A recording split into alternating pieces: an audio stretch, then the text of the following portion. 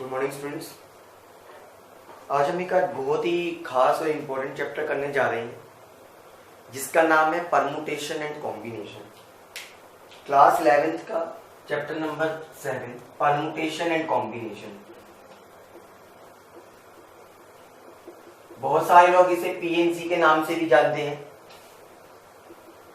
Class 11th में ही नहीं, मैं ये कहूंगा क्लास 12th में भी बहुत यूज होगा ये प्रोबेबिलिटी के अंदर।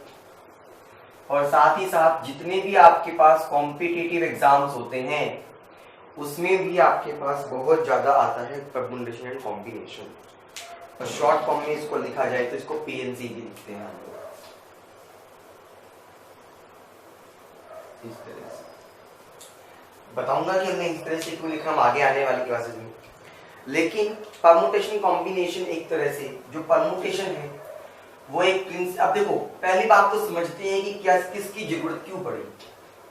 मान लो मैं आपको ये कहता हूं मेरे पास 3 होल है, या तो 3 होल की भी जगह मैं आपको ये कहता हूं ये मेरे पास एक होल है, बहुत बड़ा होल, एग्जामिनेशन होल मैंने मान लिया।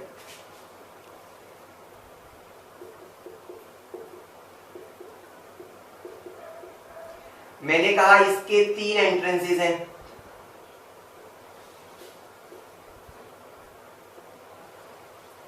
ये है एंट्रेंस नंबर 1, ये है एंट्रेंस नंबर 2 और ये है एंट्रेंस नंबर 3। मतलब यहां से आदमी अंदर जा सकता है। और पेपर खत्म होने के बाद बाहर निकलने के सिर्फ 2 ही रास्ते हैं। तो आप ये कह सकते हो ये है एग्जिट नंबर 1, जैसे सिनेमा हॉल में होता है, आप ये भी कह सकते हो ये है एग्जिट नंबर 2, यहां से नहीं निकल सकता। तो कितने तरीके आपके पास होंगे कि मैं अंदर आ जाऊं और बाहर निकल जाऊं एक आदमी को फॉलो करने के लिए। अब देखो, एक आदमी क्या कर सकता है। एक आदमी एक तो ये कर सकता है कि इस वाले गेट से आए और इस वाले गेट से बाहर निकल जाए। यही वाला आदमी इस वाले गेट से आके इस वाले गेट से बाहर निकल जाए। ये 2 केस हो सकते हैं आपके पास। एक केस क्या हो सकता है, इस वाले गेट से तो अंदर आऊं और इस वाले गेट से बाहर निकल जाऊं, इस वाले गेट से अंदर आऊं और इस वाले गेट से बाहर निकल जाऊं। ये भी हो सकता है। कोई ऐसा रोक टोक तो कहा नहीं ना मैंने कि आप उससे आ सकते हो तो उस दूसरे वाले से बाहर नहीं जा सकते, ऐसा तो मैंने नहीं बोला। एक हो सकता है मैं इस वाले से अंदर आऊं, इस वाले से बाहर निकलूं, इस वाले से अंदर आऊं और इस वाले से बाहर निकलूं। तो इस तरह से आपके पास रास्ते बनते हैं। अब ये देखो कितने हो गए, 3 यहां पर, 3 यहां पे, तो टोटल कितने हो गए, 6 हो गए। 6 तरीके हो गए। वेज, वेज का मतलब क्या होता है, तरीका। 6 तरीके हो गए मेरे पास कि अंदर आने के और बाहर जाने के। यही मेरा परमुटेशन है, इसी को मैं परमुटेशन कहता हूं। और ये मेथड जो होता है वो हमारे पास होता है, it is based on principle counting, based on principle counting.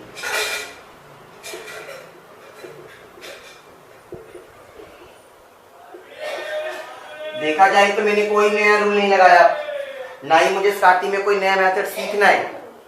मुझे सिर्फ क्या करना है, काउंटिंग ही तो करनी है और मैं काउंटिंग ही करे जा रहा हूं। समझ पा रहे हो इस चीज को? मैं क्या कर रहा हूं, खाली काउंटिंग ही तो कर रहा हूं यहां पे। क्लियर? चलिए, अब ये हमने देख लिया कि परमुटेशन होता क्या है एग्जैक्टली। कॉम्बिनेशन की भी बात नहीं करेंगे, क्वेश्चन से समझते हैं,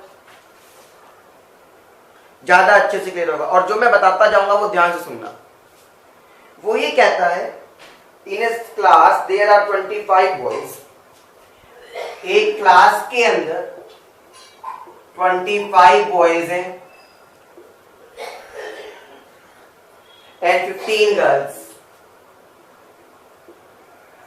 15 उस क्लास के अंदर गर्ल्स हैं।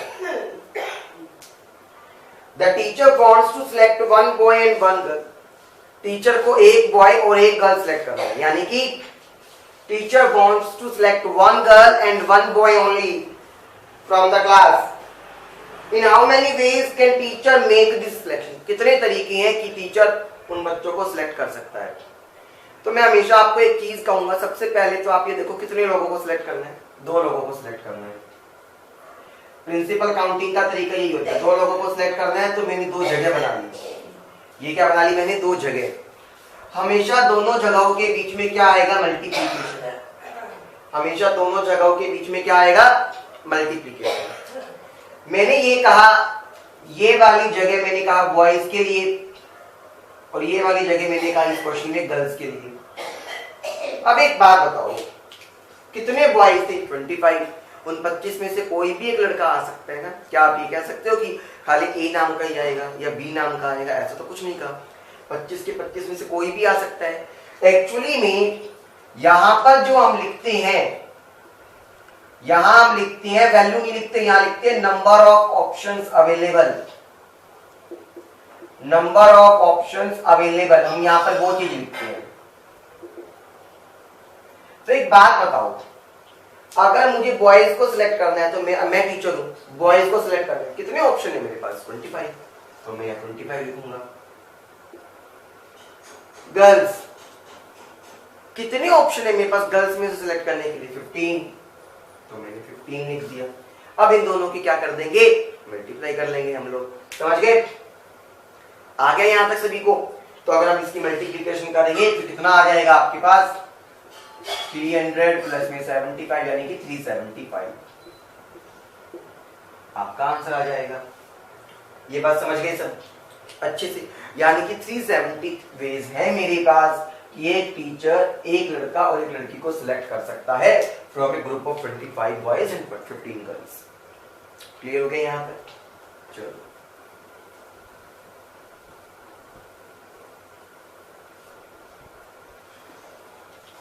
अच्छा, फिर आपके पास जैसे एक क्वेश्चन आता है, how many numbers are there between 100 and 1000? How many numbers are there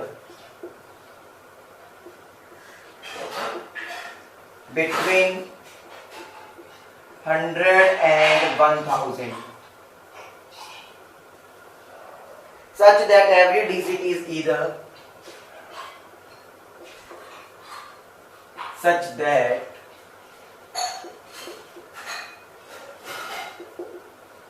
every digit is either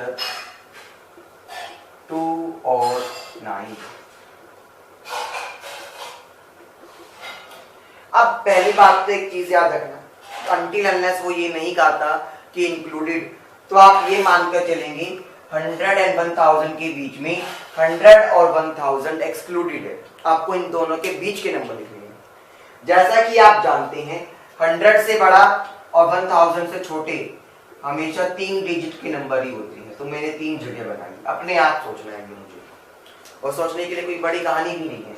100 और 1000 दोनों के बीच में 3 डिजिट नंबर आते हैं, इसलिए मैंने 3 जगह बना ली। मेरे पास दोनों के बीच में कितने डिजिट नंबर आते हैं? 3 डिजिट नंबर आते हैं, इसलिए मैंने क्या बना लिया? 3 की जगह बना ली।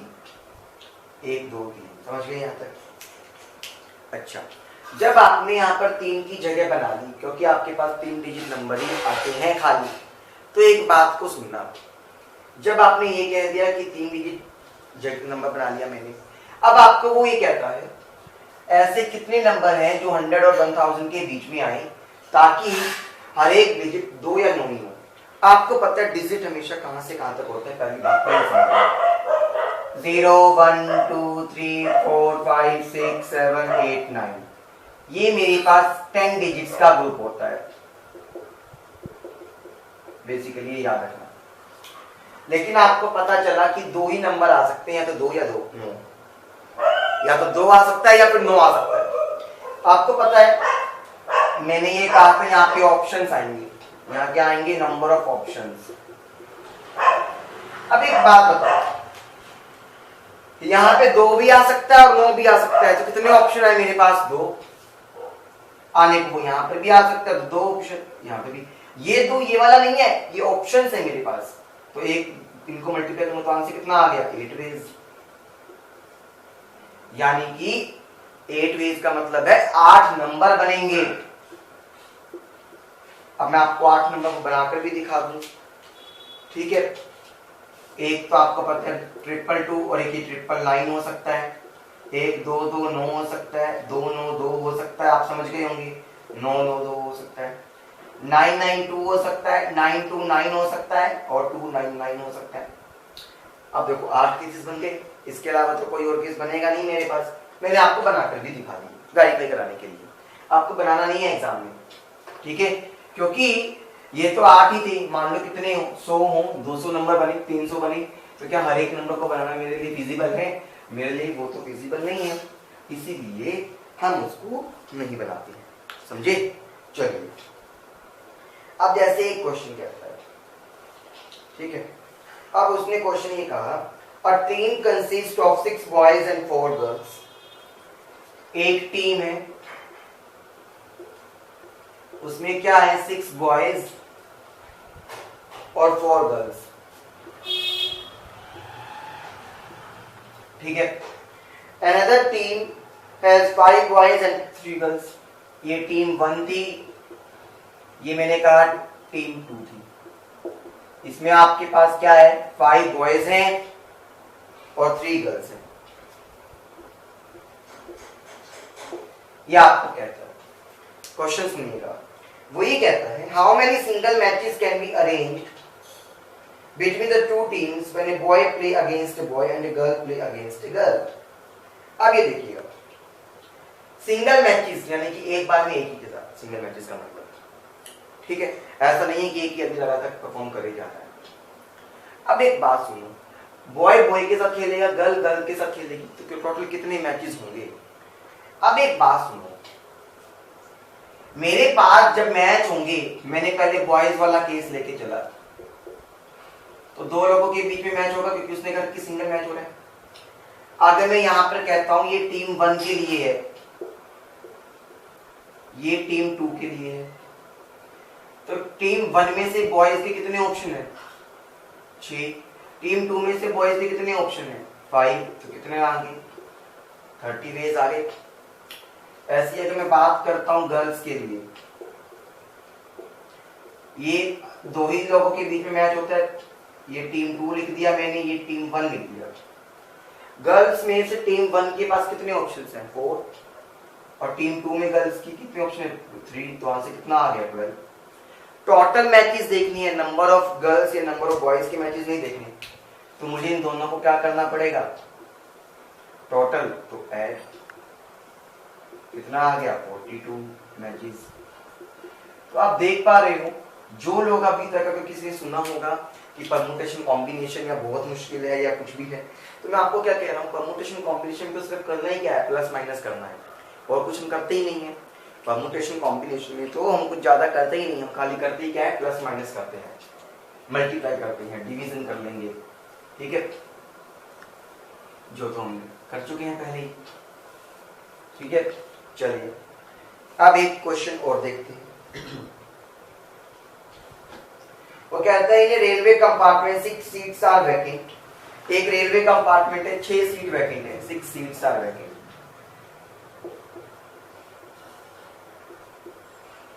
ठीक है, 6 सीट वैकेंट है। On A bench in how many veg 3 passengers can sit on them. कि 3 पैसेंजर्स को बैठना है उन पे, कितने पैसेंजर्स को बैठना है? 3 पैसेंजर्स को बैठना है, 2 सीट, नंबर ऑफ वेज।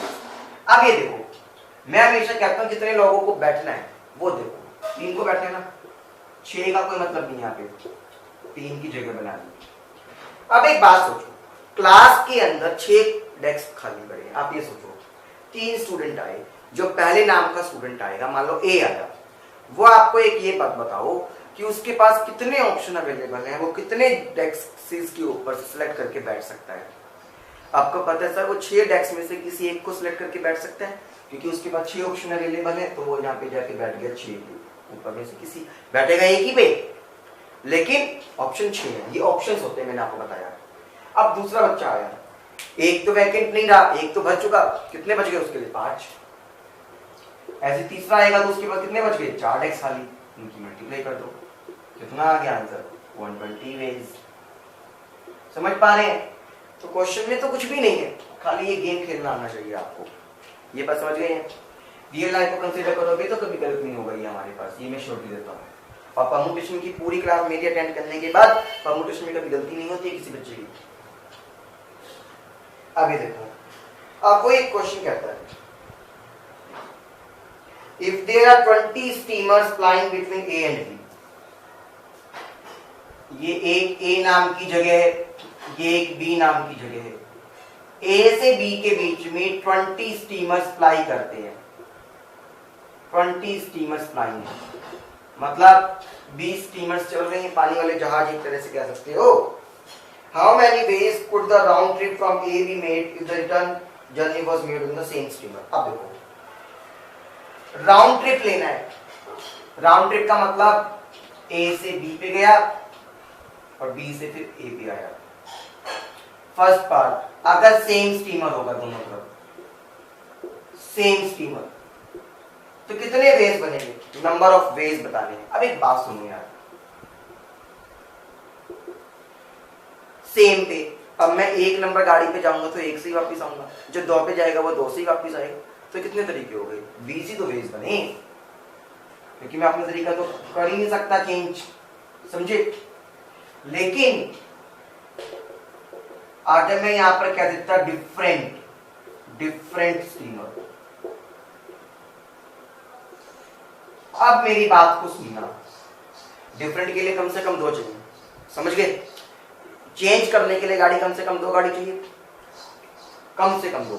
अब मेरी बात सुनो, मान लो मैं गया 1 नंबर स्टीमर पे, चलो पहले मैं जा रहा था, जाते टाइम तो मेरे पास क्या था, क्या ऑप्शन थे, किसी भी 20 में से एक कुछ चुन के जा सकता था। लेकिन जब मैं वापस आया तो मेरे पास एक ऑप्शन कम हो गया, क्योंकि जिस पे गया था उस पे तो वापस आ नहीं सकता, क्योंकि वो तो सेम हो जाता, मुझे अलग पे देखना है। तो कितने बच गए, 19। तो आपका आंसर कितना आ गया, 380 वेज। समझ गए, अच्छे से समझ आया है ये आपको, क्लियर है ये। चलिए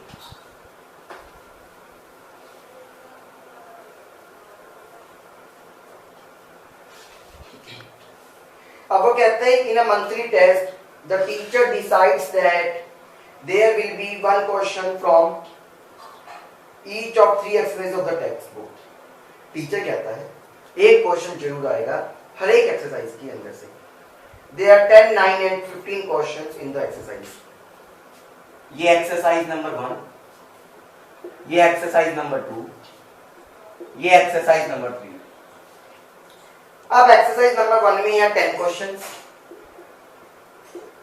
9 क्वेश्चंस और 15 क्वेश्चंस ये दे रखा है। How many ways can the 3 questions be selected, कि 3 क्वेश्चन को सिलेक्ट करना है। अब देखो 3 क्वेश्चन को सिलेक्ट करना है तो ये आएगा, मैंने मान लिया यहाँ पर एक्सरसाइज 1 से आएगा, यहाँ एक्सरसाइज 2 से आएगा, यहाँ एक्सरसाइज 3 से आएगा। ये भी हो सकता है, होने को तो आगे पीछे भी हो सकता है। आप समझ पा रहे हैं मेरी बात को, तो सुनना। अगर मैं एक्सरसाइज 1 से लेके चलता हूँ तो कितने क्वेश्चन है, 10 में से कोई भी एक क्वेश्चन आ सकता है, क्योंकि कहा था उसमें एक क्वेश्चन जरूरी आएगा। 2 में 9 है तो 9 में से कोई एक ऑप्शन आ जाएगा, 15 में से भी कोई एक आ सकता है, समझ गए। अब आप इसकी मल्टीप्लाई करेंगे तो 1 3 5 0 वेज आ गया आपके पास। तो इतने तरीके हैं कि मेरे पास क्वेश्चन आ सकता है पेपर के अंदर, पेपर डेवलप हो सकता है मेरे पास। ये बात समझ आ गई। तो देखो अब हम ये भी कर लेंगे कि पेपर हमारे पास कितने आने वाले हैं, क्या कौन सा क्वेश्चन आने वाला है, ठीक है। तो ये भी हमें उसी से पता चलता है।